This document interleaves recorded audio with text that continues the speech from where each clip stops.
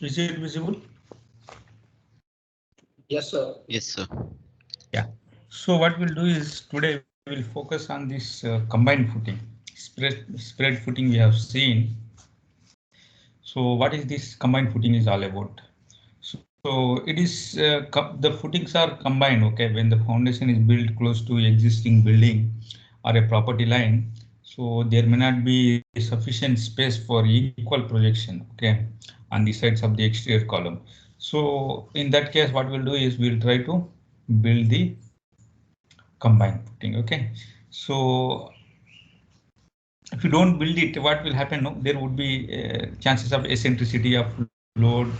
Okay, and it may lead tilting to the foundation. Okay, to counteract this one, we'll provide this general combined footing. Okay, which joins the exterior column with an interior column. Okay, a combined footing is also required when two individual footings are overlapped. That means both the footings are very near. Then what we do is we go for a combined footing. Okay.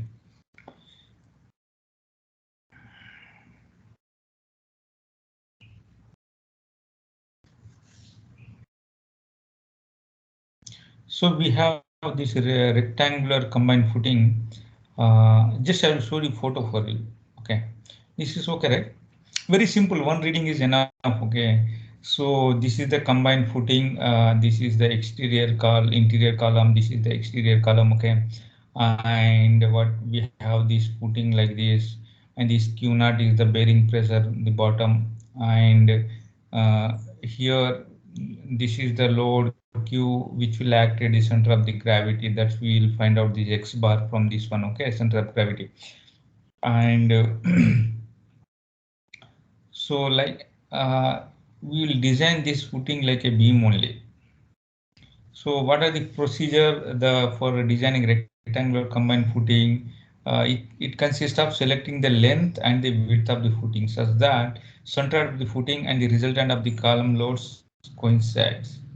So with this dimension of the footing established, shear force and bending moments diagram can be drawn. The thickness of the footing selected from the bending moment and shear force consideration.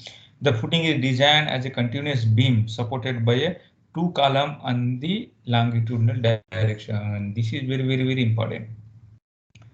The footing is designed as a continuous beam. You know how to design a beam. Okay, so this exterior column and interior column what you are seeing, will treat this column as a point loads. Okay, then the footing is designed as a continuous beam supported by the two columns in the longitudinal direction. The reinforcement is provided in continuous beam. Okay, similar way we will try to design it. That means again you have to go back to the RCC and see that how we have to design this continuous beam. Okay, beam designing you must be knowing. So first what we'll do is first step is to determine the total column load, how much load is coming. That is equal to Q equal to Q1 plus Q2. Load on the interior and exterior column. Then what we'll do is find the base area of the footing. Once we don't know load and Qn, the allowable bearing pressure, already we have seen in the previous chapter. Once we calculate that one, then what we can do is area. Once we have area, then our job is very simple. Okay, locate the line of action of the resultant of the column loads measured from the one of the column, say exterior column. From exterior column what we'll do is we locate the line of action of the resultant, that we can take a moment, and it has done here. X bar Q is equal to Q2 X2. Okay, so by using this one we can find out the X bar, the Q which is acting from the middle of this exterior column. Okay, exterior column say B1 into B1 B1 we suppose, and this interior is B2 B2. Okay, B2 by B2, and this is the CG, and this is the B width plan. Okay, this is the length B. Yeah, this is a rectangular shape. Okay, so likewise X bar you can find out the determine the length of the footing. How we can determine the length of the footing? Once we have this one X bar, this is from here to X bar plus B1 by 2. Okay, this one if you add B1 by 2 multiplied by 2 will give the length of the footing. Okay, find the width of the footing. Area we know, length we know, we can find out the width of the footing. and we can find out the actual length and width that are provided maybe slightly more due to the rounding off. The actual pressure also can be find out. Okay, draw the after doing that one area definition. This we know their dimensions. We know load. We know we can draw the shear force and the bending moment diagram along the length, considering the Q naught. Okay, maybe this Q naught can be uniformly distributed, or you can reverse it also. These particular things you can reverse it standing on the two column and the continuous beam or proper beam. We can do it. Then the column loads are taken as the concentrated load acting at the centers. Okay, determine the bending at the face, because face bending shear force, bending moment at the face is very critical. We know that. That's the reason we'll provide more reinforcement there. So whether it may fixed beam or wherever, maybe cantilever or overhanging, if you see that reinforced bending moment at the support would be high. That's the bend. That's why the bending moment goes up. Okay. So likewise, we can find out the thickness of the footing from the maximum bending moment. We have this one D, how we can calculate, okay, beam theory from the beam, and find the check for the diagonal shear, punching shear like we do in beam, check for the bond also wherever we are providing reinforcement, and the counterflexural points also can be checked. Understand? So now if the footing is trapezoidal, so when we have to go this trapezoidal shape, it is the same thing. The trapezoidal footing are provided to avoid the eccentricity of loading with respect to the base. Suppose the uh, load is coming eccentricity, maintaining some eccentricity. In that case, the size of the footing can be increased and can be made as the trapezoidal footing. Okay. When the space of outside the exterior column is limited, sometimes if the space of the outside column is limited and the exterior column carries the heavier load, in that case also we can go for this trapezoidal footing. Here what will do, same thing, Q1, Q2 you can calculate, area you can calculate, the wherever X bar you can calculate, okay, and assuming this is the X dash from here to middle, okay, and this is X2, suppose. Then locate the line of action of the resultant, okay, by using this one. And what we'll do is X bar is determine the distance X dash of the resultant from outer space of the exterior column. That will be X bar plus BO by 2. Now here, check it here, okay, similar way. Now if you see here, this point is very important. The trapezoidal footing is required if L by 3 is less than, okay, X dash is less than L by 2. If it falls in this range, this X dash is what? From here to here. Okay, in that case, what we'll do is we go for a trapezoidal footing.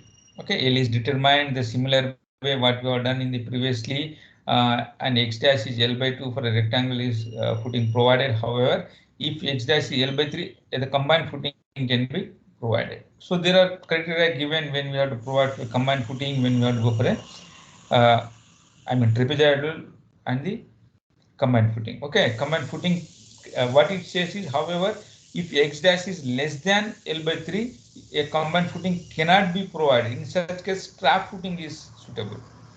So what is this trap footing is all about? We know that what is this trap footing is all about. Okay, combined footing, we know in that combined we have rectangular and the trapezoidal. In this, if the X dash is coming less than L by 3, a combined footing cannot be provided. In such case, trap footing is suitable. Okay, that we'll see what is the trap footing. Now again, that will determine the width of B1, B2 here.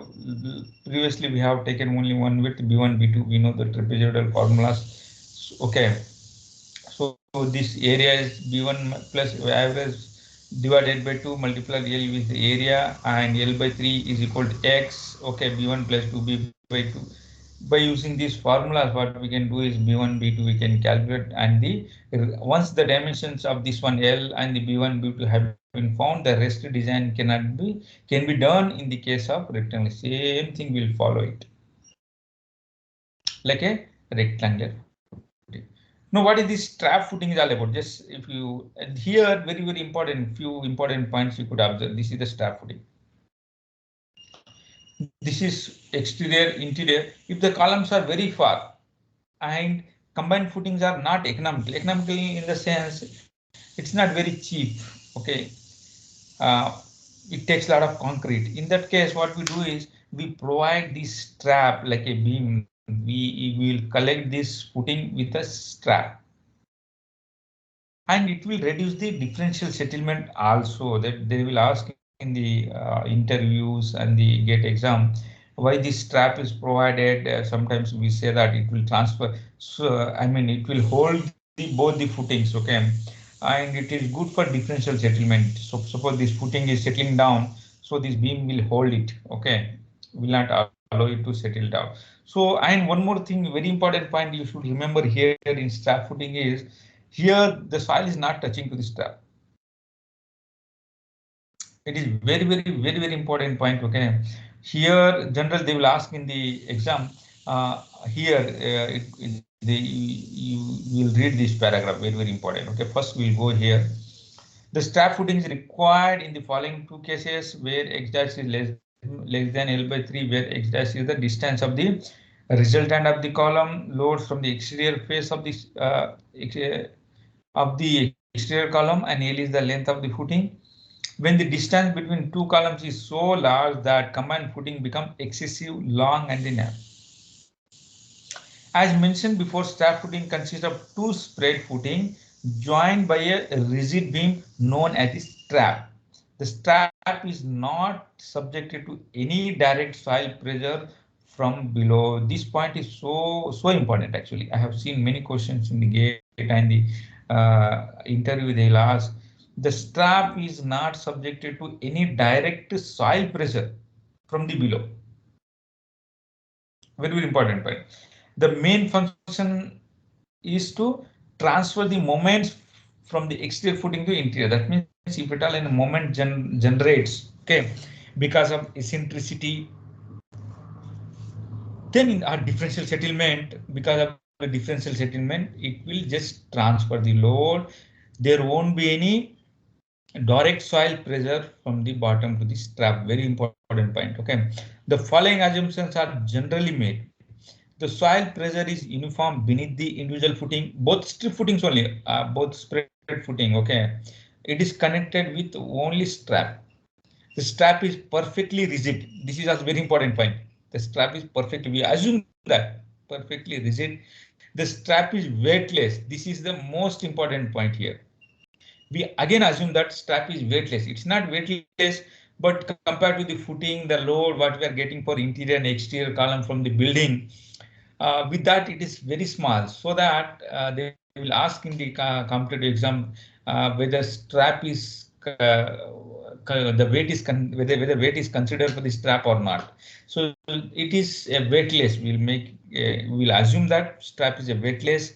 There won't be soil pressure from the bottom, and it is a perfectly rigid, and the interior footing is centrally loaded. Okay, so these are the assumption. So interior footing is loaded, but exterior can have some eccentricity. The design procedure consists of these following steps. So we simply blindly follow these steps. Okay, so that anyway, once you see some problem, you'll understand. So don't get panic. I will show some of the problems at the end. So how generally we design a footing. Okay, it's very simple only. Just what we are doing here is, first what we'll do is assume a reasonable eccentricity E between Q1 and the reaction R1 in the exterior column. We assume that interior column doesn't have any eccentricity. So here what we'll do is we'll assume that here this is the E. So these are spread footing. This R1 is acting from the bottom at the CG, and here the exterior column. This is the Q1. There we assume that there may be, suppose there may be some eccentricity here. Here what we are assuming that it is both are meeting together. Okay, so there is no any moments development or eccentricity. And this is the strap, and again what we'll do, we find out the x bar, this is the x dash. Okay, we are assuming both the column distance as x2 and so on, and we assume that this spread footing width is B1 L1 and B1 small column footing columns dimension. Here B2 will assume we assume as a square. Here we assume it as a rectangle, suppose, with having some eccentricity. So B2 and similar way what we'll do is here find out the L. L is E plus 0.5 or half B1. E plus point half B1. Suppose this is the B1, okay? Multiplied by 2, it will give L1, and where B1 the width of the exterior column, okay? Then compute the reaction.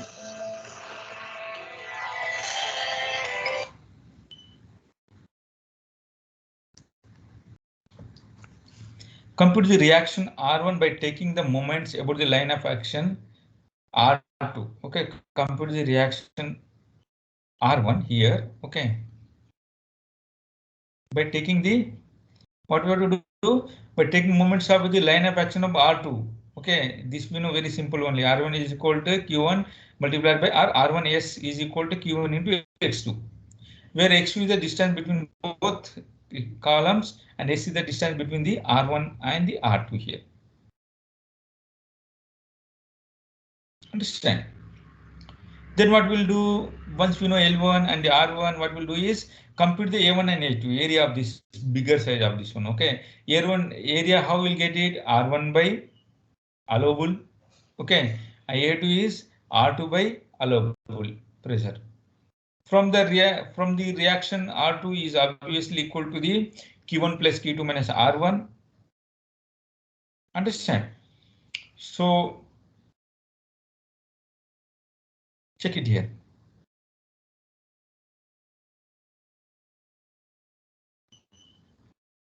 Then find the width of the footing. B1 is equal to A1 by L1. This by B2 we are doing root because we assume that it is a square.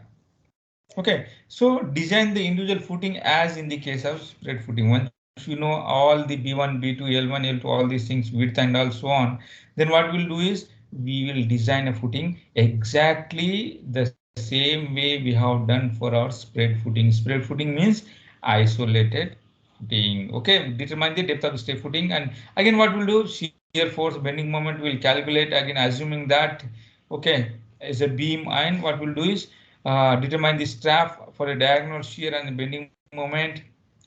It may be mentioned that number of designs of the strap footing are possible depending upon the selected value of E. So likewise, we will design these footings, okay, combined footing, trapezoidal footing, or strap footing. What we'll do is we assume that X2 is the distance and we find out the X bar, and finally what we'll do is we'll find out the L1, L2, whatever the dimension. Once we know the dimension and the loads, we can draw the shear force, bending moment diagram. Once we have got the shear force and bending moment diagram of beams, okay, then for maximum bending moment, what we generally do, we have codal provision that how to design it, how much reinforcement we have to provide, reinforcement bar, bond length, and other things, cover and other things. Okay, so everything we can do by using our RCC. Okay, so now principal design of a mat foundation. First, we'll understand mat foundation, what is all about. Okay, that next class we'll see. So this is the mat foundation. That means what we are doing is we are providing like a mat, and over that we are taking these columns out. Okay, so nowadays, as I said, many high-rise buildings we are using these mat foundations because it will reduce the differential settlement, and what happens, no, it makes this building more stable compared to the normal foundations. Okay, so because nowadays